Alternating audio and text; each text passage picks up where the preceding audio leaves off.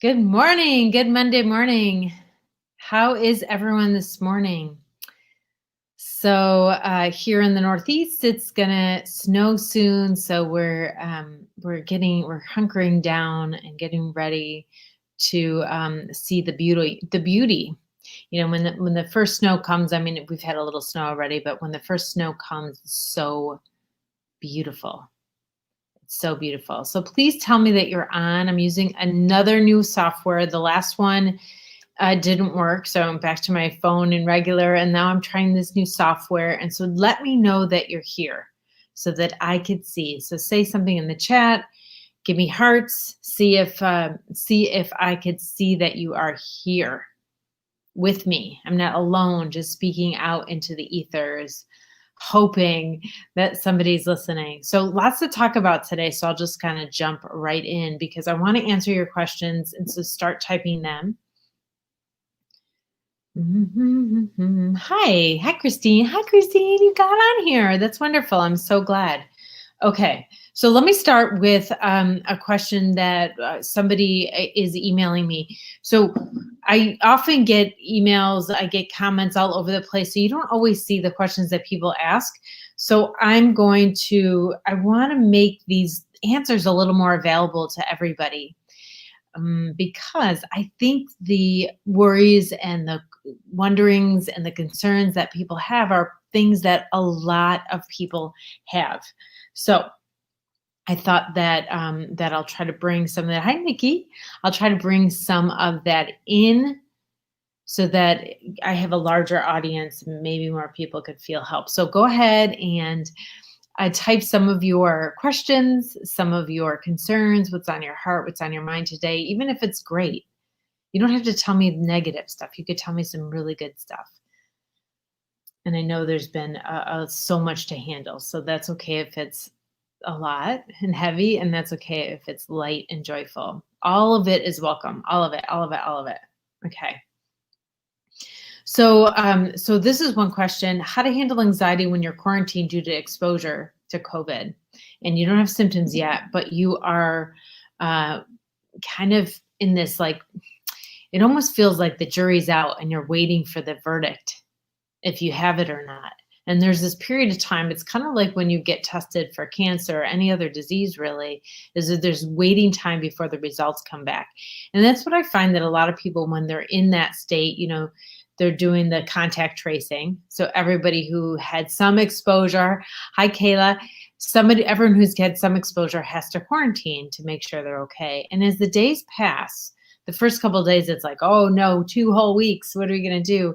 And after the first few days, you realize that most of these symptoms come out very quickly within the first couple of days. So if you're going on day 4, day 5, then rest assured. So let that anxiety down and say, okay, then it didn't pass up. It passed us up.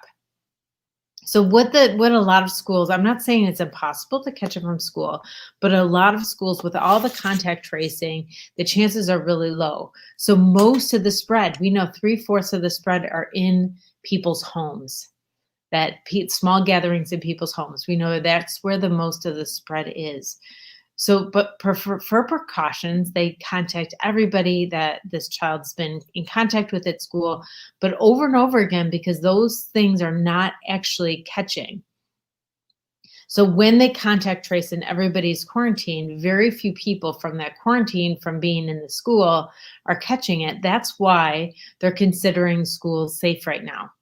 So it's not something you have to worry about too much. Of course, if you're a human being, you're going to have some worries because there's an unknown. But after several days, you know that the chances are so very tiny, it's not even worth your anxiety and your worry about it. So I hope that is I hope that lands. Let me know if that is something that you needed to hear today. So Kayla says, when I look in a dark room, it gets darker. Is that normal? Do I have to go to the doctor? I'm not really sure what you're saying. Is it an eye issue, or is it a fear of the dark issue? I'm not, could you explain a little bit more, Kayla? I'd love to help you out with this, and tell me exactly what the question is for you. All right, so The next thing I wanted to talk about, and please keep writing, Kayla, give me a little more information.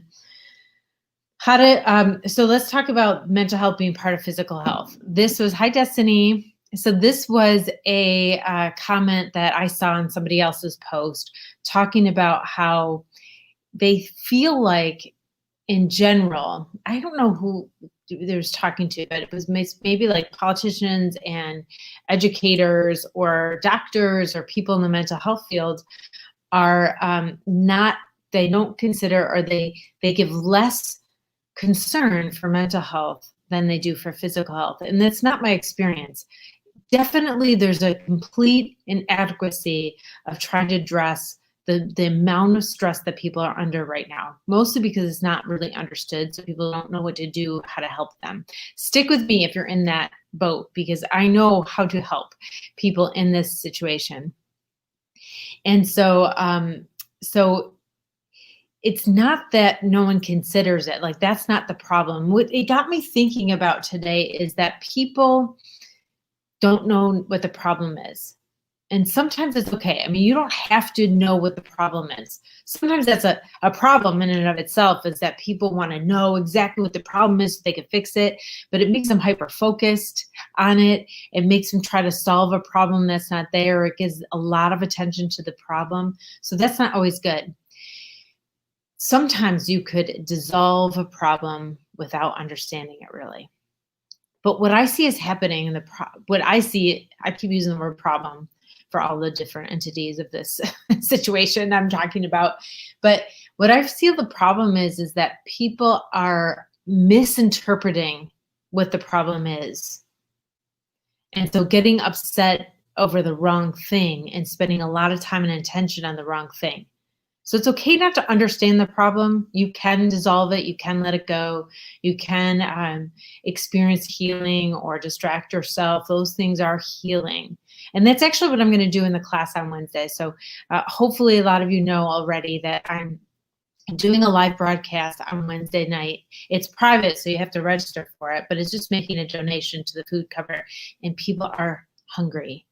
And so in this live broadcast on Wednesday night in 2 days, I'm going to be doing a healing transmission. So I'm going to be doing a guided meditation to help release some energy, some of like stuck and heavy energy from big and little trauma in our past, collective trauma, personal trauma, all of it.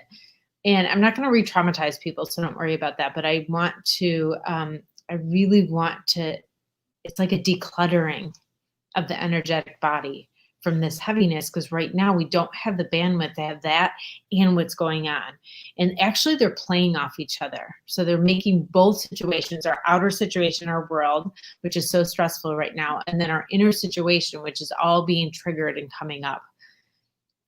And so they're both snowballing each other, and everything is becoming more and more intense. And so I'm going to have this healing session on Wednesday night for anybody who wants it, to kind of clear out a lot of that emotional clutter, and so that we can have a lot more bandwidth for 2021. Oh, Destiny just registered. So I'm calling it Detox the Hungry Ghost. So the hungry ghost is a metaphor for this like longing or desperation to feel better. So I'm looking for that answer to feel better in a lot of things that just keep causing more chaos, instead of finding that calm within, or that self-trust within, that soothes and actually heals and lets go and releases. Right? So the hungry ghost is a metaphor for that part of us that just wants, so desperate for healing that it's looking in all the wrong places. It's just an idea. It's not, there's no truth about it. It's just like a metaphor. And if we release that long looking, searching, trying to figure it out, trying to understand, if we let that go, we could root down, we could open our hearts to the peace and to self-trust. If we let go of some of that energy. Now, what's blocking us from doing that is just all of this heavy energy from the past, from this year, from now, from ever, from forever. So we're going to clear some of that out to get you in a good place for next year. So I'm so happy that you'll be there, Destiny. That is very, very exciting. Christine, yeah, this is recorded. So, it'll be on the top of my Facebook. It'll be on my YouTube channel. It'll be on the top of my Facebook page. So you could read it, listen to it over and over. That'd be great. Sometimes our anxiety repeats itself so much that you need to listen to the voice of calm and reason and trust and love over and over and over again. So excellent. So Kayla says the fear of the dark. So when I look in a little dark room, it gets darker and I feel it's not real life. And I just sick when it happens and don't wear glasses and I'm scared. Kayla, I think there's kind of like the fear is kind of playing tricks on you a little bit, it sounds like. And so when you look at the dark room and it gets darker, you're like, this is weird. Something's wrong with me. And then you're doubling down on the anxiety part of that and starting to panic about it. That's not like most eyesight is all perception, right? All distance and light and all that kind of stuff. So we don't have to take that like literally like there's a real problem in us. And I feel like your problem is actually thinking there's a problem. So try to bring other stuff in your mind. It's hard to get stuff out of our mind without bringing good stuff in, and try to distract yourself. I could almost picture you going around the house and looking in rooms to see if it's happening again. There's nothing there for you. There's nothing there for you. There's no real problem. And it's anxiety just tumbling you. And then when you say like you're losing touch, I totally get that. Like go find my video anxiety symptoms and you could see how these are all symptoms of a lot of adrenaline. So, all right. So great. So little dots. Yeah, that's normal, Kayla. It's not the sizzling, I think, is the anxiety, the adrenaline in there. That's what that is. So don't worry, it's biological. And like, why are you staring at it? It's like, we do this stuff to ourselves, right? So it's like you stare, like something's wrong, and you stare at it some more, like it's gonna, like, it's like we have a problem, and how we think about the problem often is the real problem. Like the original problem is a regular human response to what happens. And we could have a lot of compassion for that, and we could heal it, and we could dissolve it, and we could feel it. But what happens to most people is they put all of this other meaning on top of what they feel. That is usually negative self-judgment, and it exponentially intensifies the problems that we have. Because we think they're weird, we think there's something wrong, we want to blame somebody, we want to blame ourselves. We just get lost and totally distracted with all of these stories, and doesn't give us that centering to heal. That's why I'm not going to do much teaching on Wednesday in the class. In the class, I'm not going to do too much teaching. I'm going to take you on a guided meditation. I'm going to teach you to be your own healer, to release that stuff. Because if I start teaching, then you're going to like try to make all kinds of meaning around what I'm teaching instead of like taking a step back. Watch my last YouTube video, taking a step back and really trying to see from the big picture view. That is what we're going to do, is we're going to look from the big picture view. Right? Kids are welcome to this thing on Wednesday. Teenagers will love it too. They're really, really struggling. Tell them to come along. You don't have to make one donation, make as much as you want. I'm going to be 100% of it is going to FoodLink, because we're talking about detoxing and healing and calming and soothing and the hungry ghost. So I thought, I'm going to donate all this to hunger. We do anyway, but I thought, let me just be public about it so that we could really help bring people's attention to, like, this time of year. I know a lot of us have less money because of this year, and a lot of people lost their businesses, and a lot of people lost, unspeakable losses of life and prosperity and everything. So, but I forgot why I was going to say that. I got lost in that really sadness about all the losses. So maybe it was just a little bit of a call to be generous if you can, because no matter how bad it was, there's probably someone worse off, and people are literally hungry. And so it's something I want to do. All right. So, yeah, when you see your body can't move and it gets you more scared, do something else. Stop going to look at it. Don't look in dark rooms. There's no reason you need to. It's not like I need to figure out how to look in dark rooms and not get darker. Let that go. Stop looking in dark rooms. Go do something. Anxiety needs you not to have like a life. And I know it's hard for us to have a life right now, but there's within the restrictions, keep watching my videos. Within the restrictions, there is some openings, and we have to find those openings. So Destiny said she's been um, she's been dealing. I just got a text from my daughter. Destiny says, I've been dealing with anxiety so bad at the birth of my daughter, and I was researching supplement 5-HT. Do you have experience? I don't. I've heard about it before. I don't have personal experience or like miraculous responses to it. But as far as I understand, it's pretty safe. So you might as well try stuff like vitamin C, vitamin D, those kind of things, getting a lot of light, exercise. Those are low risk things to try. Or omega-3, those kind of things or getting a lot of fruits and vegetables in, lessening how much gluten you have. All those things are safe to experiment with. So I'm not a doctor. Okay, so what I was supposed to talk about today, well, I'm going on and on. Is this okay? How's everyone doing? I've only heard from a couple people. If anyone else wants the questions, if I didn't answer your questions, it means I don't see it for some reason. So maybe something about the software is not showing me anything else. But today I wanted to make sure I talked about everything I promised as well. I hope a lot of you are coming on Wednesday. Who's coming? Put your hands up and tell me that you're coming on Wednesday night for this. I'm really excited. I used to do a weekly meditation class at my home, and it was quite lovely. So I think it's kind of going to be like a throwback to that time when we spent that time together. But it'll be online, so anyone could come. Okay, so and Nikki will be there. I know Nikki's on this call. Okay, discourses on mental health. Okay, I already talked about that. What activities can boost your mental health? Okay, so wow. What activities can boost your mental health? There are so many things that could boost our mental health, and I think that's really important. We don't have to wait for someone to create a structure for us to provide supports for our emotional wellness. Like, we have to take it into our own hands.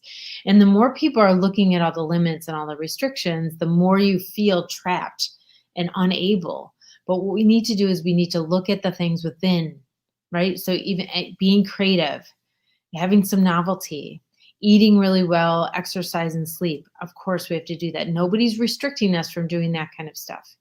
Making connections online or making connections with old friends. These things are things that lift us up and are therapeutic. Learning something new. Our brain wants something to do. And so what the biggest and best therapeutic thing that you can do right now is and this includes teens. So if you're a mom of teens and they're struggling, I want you to really think about this for them. Our brains, I've been saying this on every broadcast that I'm doing and every interview that I'm doing, our brains have been evolved for 2 million years to solve problems. We need to give it something to do, or it'll make up problems for us to solve that are unsolvable, and we'll just roll and roll and roll around in that anxiety and that turmoil, and it'll trigger all of our old traumas, and we'll be in this kind of state that we're in right now. So what we really need is to give it something to do. And creativity, and I'm not just talking about crafts, because a lot of people don't like crafts, but some kind of purpose-filled activity that you're learning or trying or doing something for someone else or making something or rearranging or fixing something. You need to learn something, learn an instrument, something. Okay, the sky is the limit here. We look at all the limits that we have, but the sky is the limit. There are so many options, and we have to, and our teens are so unmotivated, they don't want to do any of it. But the unmotivated is part of the problem. That's what happens when we can't solve problems, right? So our brain is evolved to solve problems, and we're not able to solve problems. That's why people are struggling. So we have to, I don't know, push, pull, scream. No, we have to invite them or incentivize them to get involved in something. And once they are, they will start to feel better. Like they're not going to be motivated. And you have to tell them right now, don't wait to be motivated to do anything. You got to do stuff even if you don't want to. That's something that We've learned. We've learned we got to be motivated to do it. And then we lament our unmotivation. No, right now, let's not expect any motivation to do anything. We just don't have it. That's a product of the context of our life right now. It's not a character flaw. It's not you. And so you need to do stuff even though you don't want to bring yourself back online, to charge your mind up and bring yourself back online, to captivate yourself. Because we need that, or else it's like idleness, boredom, lack of novelty, lack of interesting things is a silent death to us, to our psyche and our soul and in our spirit. So we need to do something. So, all right, one more thing here. I'm going on and on and on, but thank you so much for everyone being here. This is a big group today, and I'm so excited. So Kayla says, when I have a bad dream and try to wake up, I can't move into something, and to something bad happens in the dream. Until maybe you're saying that. Yeah. Well, dreams is a whole other class. I could talk about dreams in another time because I have a lot of experience helping people move out of their nightmares and get control of their nights. But I do have an anxiety sleep program. So jodiamon.com/sleep. jodiamon.com/sleep. Oh, by the way, when you want to sign up for my class on Wednesday, it's right here, jodiamon.com/hunger. jodiamon.com/hunger. That's how you sign up for my class right there. Okay, it's right on the bottom right here. Right here. Remember when we were little, there was a little bouncing ball on those learning to read shows. All right. Well, everyone, I'm so glad that you've been here with me today, and I appreciate you so much. Let's see how this software works to let me go live on a few different places so I could help more people. Please share this wherever you are and let this information get out to as many people as possible. I think our hearts are looking for answers. And so I need to speak a little bit more. All right. I love you all. See you next week. Or I'll see you Wednesday. See you Wednesday.